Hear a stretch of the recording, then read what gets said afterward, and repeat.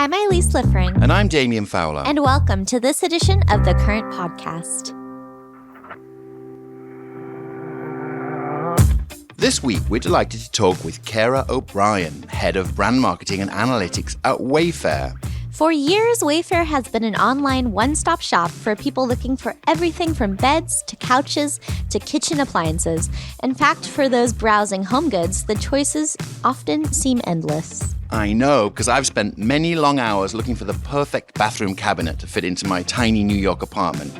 But seriously though, one of the big draws for Wayfair has always been its reasonable prices for its products. Wayfair is famous as an e-commerce platform, but now that's changing.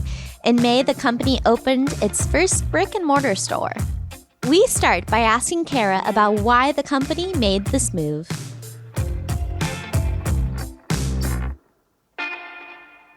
First, I believe congratulations are in order because Wayfair opened its first brick-and-mortar store back in May. Thank you. So why don't you walk us through the decision to make the leap into a physical storefront?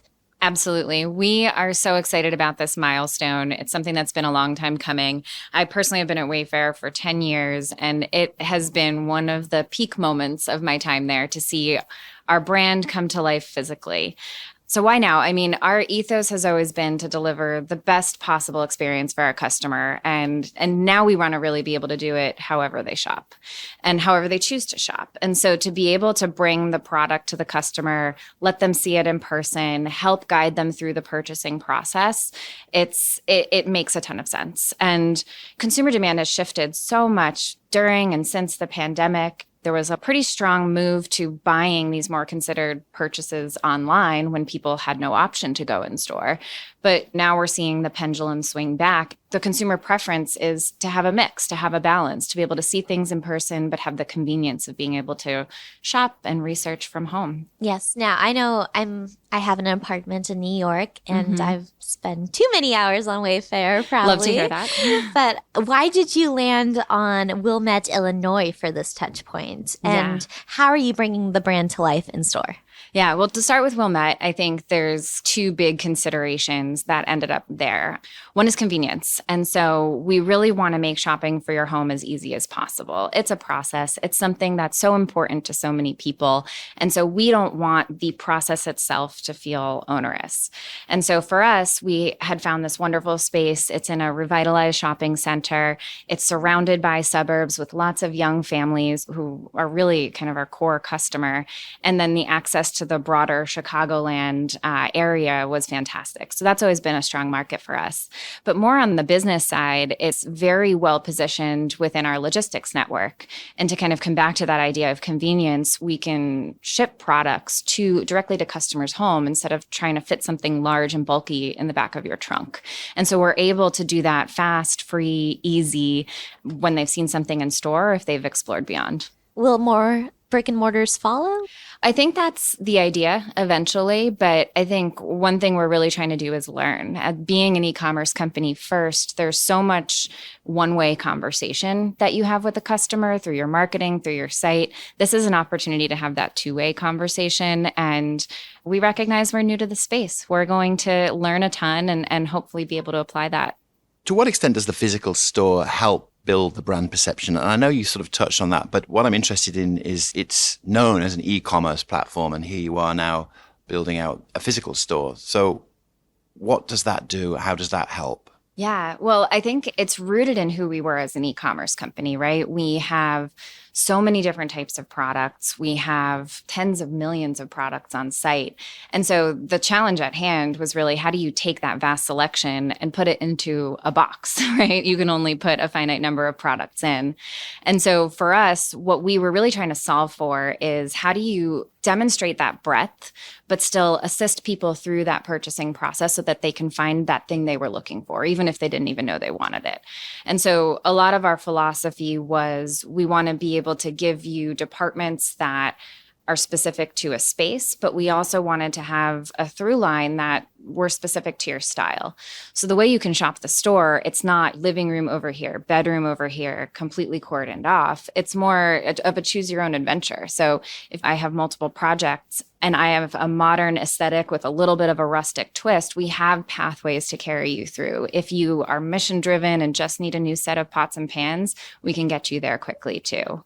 And so then the other thing that's a component to that, given how much we have, is the support needed along the way. And so we have our associates trained to help you find the things you want. If you want a different color, we can show you that through our e-commerce platform, but then you know that the size is perfect because you saw it in the store. So you're connecting the in-store experience to the digital experience. Very closely. The technology enablement was so important to us. We wanted to make sure people could understand, again, that endless aisle, but make it a very shoppable experience in store.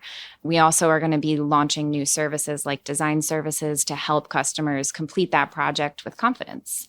And so very much want it to be an interplay. Now, Wayfair also launched its new brand campaign, Welcome to the Wayborhood, back in March, which included a full omni-channel activation featuring celebrity spokespeople and an updated logo. What were the most successful levers within this campaign, and are there any surprising insights so far? Yeah, well, we were really excited to bring this to market. Along with this campaign, we have a revised tagline of every style, every home. And I think the whole goal in the campaign was to be able to show that, not just say that. And so by bringing in different personalities, some recognizable, some just relatable, we felt like we could showcase that breadth, but in ways that a consumer looks at the ad, the campaign, and says, oh, I see myself in that. I know that I can get what I'm looking for. As it comes to the wins, it's still early days, right? Just launching in March, not a ton of time, but we're seeing really positive response to the casting, to the breadth of personalities we're showing. It's quite memorable as a result. So we're seeing good spikes in attention metrics.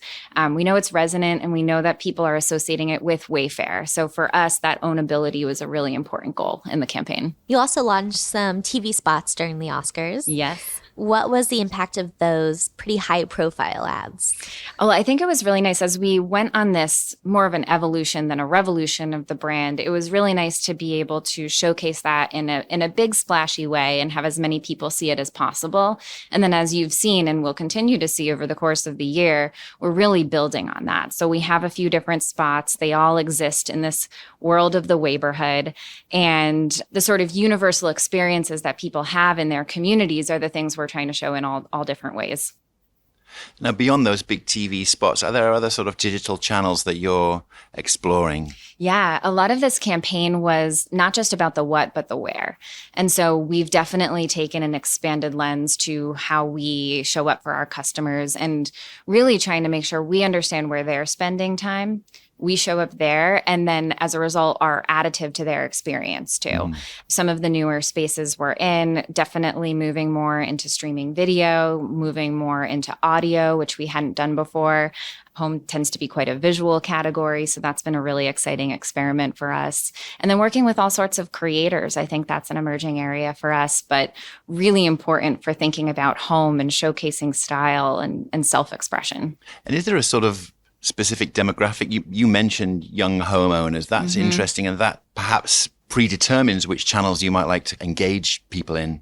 Absolutely. We are a mass brand. We do have something for everyone. But at the same time, when you think about who's spending disproportionately on their home, who has more needs, it's definitely the folks who are going through these meaningful life events where their notion of home is changing.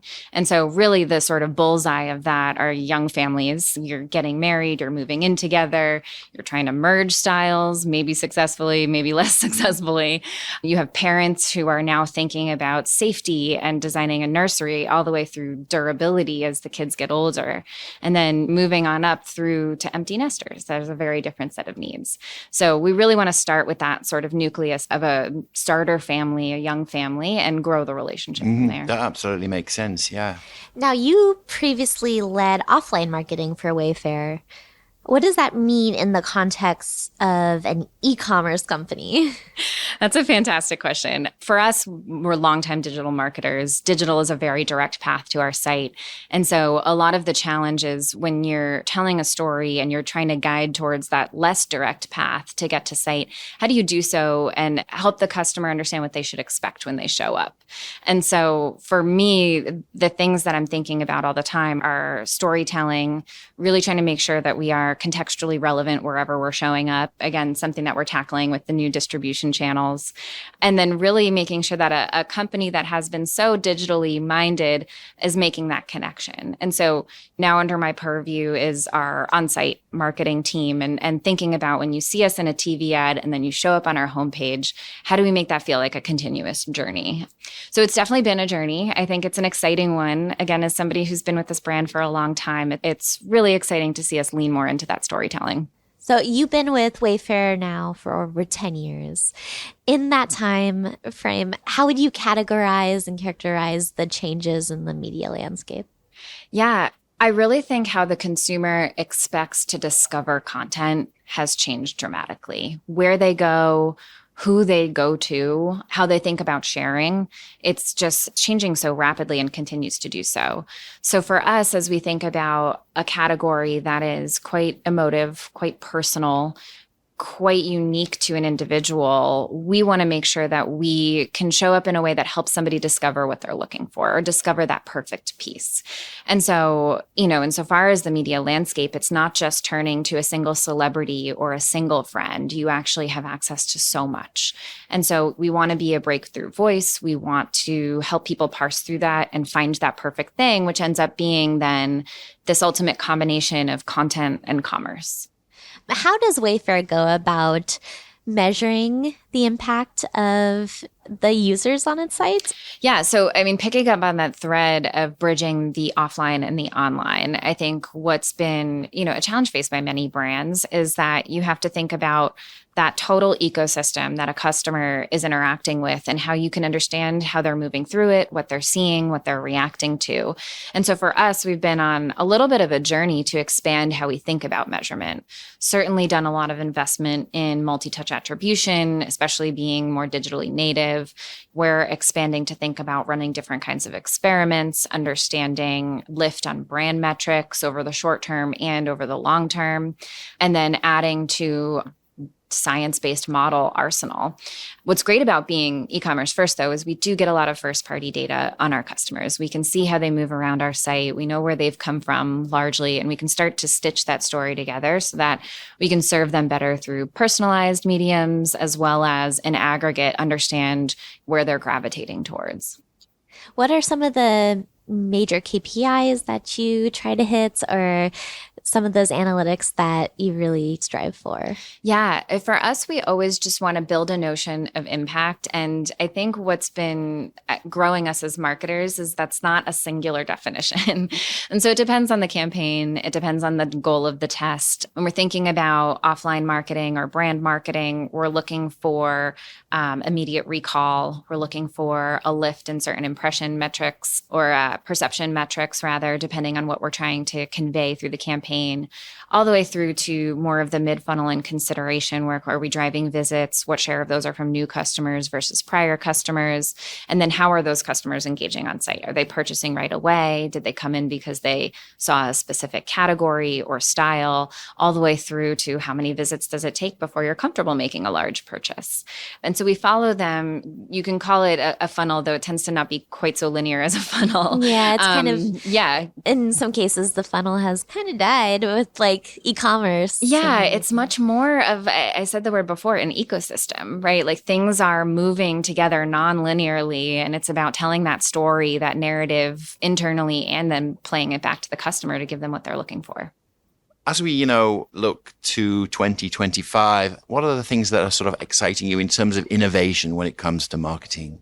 Yeah, continuing down the journey on offline, online, and back again, I think we really want to create a total experience for customers. And that'll be through storytelling, that'll be through working with different types of partners, really thinking about how consumers want to do discovery. And that's going to be a big focus for us. I think like many brands, we are exploring the right use cases for AI to power a lot of what we do. There's everything from the stuff behind the walls of how do you get more efficient in your processes, all the way through expanding the number of creatives you're able to put out in a given test. So that's very much an area of investment and innovation for us. And then, as we continue to learn through the store, going back to where we started and understanding how we can just make customers' lives easier, you think about expanding that to the entire delivery experience, any type of follow-on customer service that's needed. There's a lot of places where we think we're quite differentiated, and we always want to take a technology-first approach to it.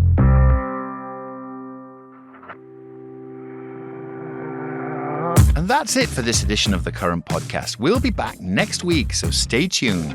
The Current Podcast theme is by Love and Caliber. The Current team includes Kat Vesey and Sydney Cairns. And remember, now we're seeing the pendulum swing back, and the consumer preference is to have a mix, to have a balance, to be able to see things in person, but have the convenience of being able to shop and research from home. I'm Damien. And I'm Elise. And we'll see you next time. And if you like what you hear, please subscribe and leave us a review. Also, tune into our other podcast, The Current Report.